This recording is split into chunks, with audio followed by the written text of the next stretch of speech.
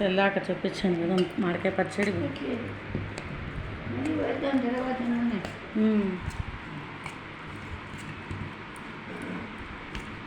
ఇంకా పడుతుంది అనుకుంటా. ఇంకా వేస్తావా నూనె?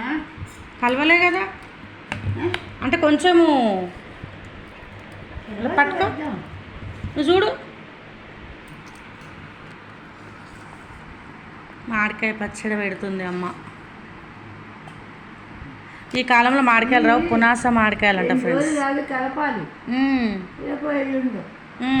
కలిపినప్పుడు మళ్ళీ నూనె పోసేస్తే సరిపోతుంది. ఇంకా కొంచెం నూనె పోయాలనా? పోపు పెట్టొద్దా?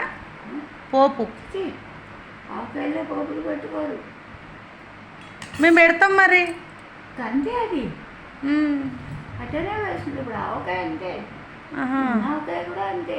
అంతేనా? పోపులు పెట్టాం, పల్లి నూనె పోస్తే చాలు. నూనె పోస్తే పచ్చిదే పప్పు నూనె వేసుకుంటాం మామూలుగా, సంవత్సరానికి పెట్టుకునే దాంట్లో.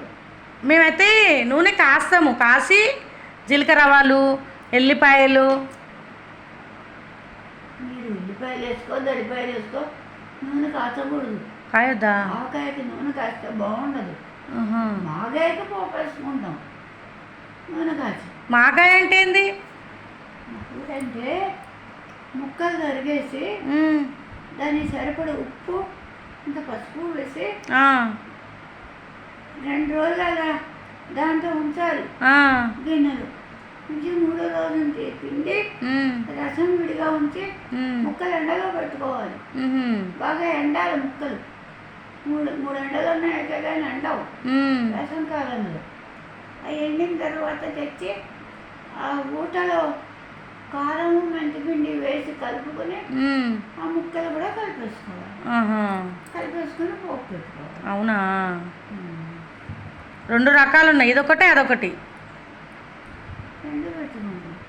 దీని మీద మూత పెట్టి ఇక్కడ పెట్టే వంటింట్లో ఖాళీ ఉండదు. అవును.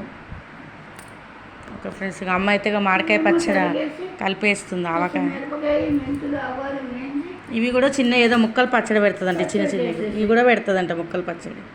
చూడండి. బాయ్ మరి.